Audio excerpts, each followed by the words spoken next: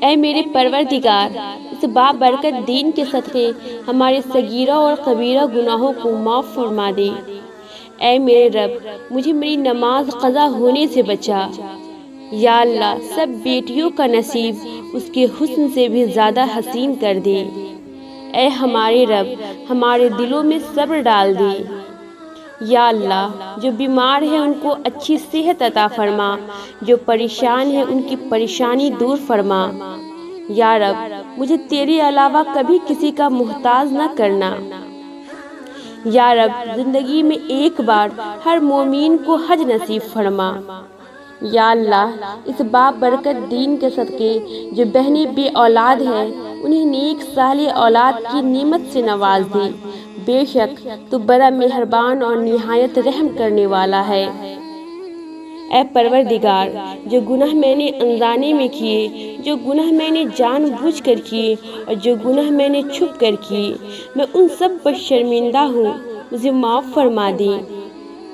اے میرے اللہ، مجھے وہ طاقت نہ دے جس سے میں دوسروں کو کمزور کروں، مجھے وہ دولت نہ دے جس کے خاطر میں دوسروں کو غریب سمجھوں، مجھے وہ علم نہ دے جس سے میں اپنے سینے میں چھپا کر رکھوں، مجھے ایسی رسموں سے بچا جس میں میرے نبی کی سنت فالو نہ ہو، مجھے وہ سب کچھ دے جو میں دوسروں میں بانٹ سکوں اور سب کے برابر ہو جاؤں۔ اے میرے رب، مجھے تنہا نہ چھوڑ، تیرے سوا میرا اور کوئی سہارا نہیں، مجھے دکھوں سے نجات دے اور مجھے صبر سے جینا سکھا دے۔ اے میرے دونوں جہانوں کے مالک، ہم تیرے اتنے کمزور بندے ہیں کہ ذرا سا دنیاوی تکلیف پر کرا اٹھتے ہیں۔ اے میرے رب، ہمیں جہنم کی آگ سے بچا۔ اے پاک پروردگار، وہ معاملات جن میں ہمارا اختیار نہیں، جہاں ہم بے بس ہیں، ان میں ہماری مدد فرما اور ہمیں اکیلا نہ چھوڑ۔ اے اللہ، ہمیں خوف، گھبراہٹ اور قرض کے بوجھ سے دور فرما۔ اے اللہ، ہمیں ہر وہ چیز عطا کر جس کی ہمیں ضرورت ہے۔ اے اللہ، ہم سب کو اپنے سوا کسی کا محتاج نہ بنا۔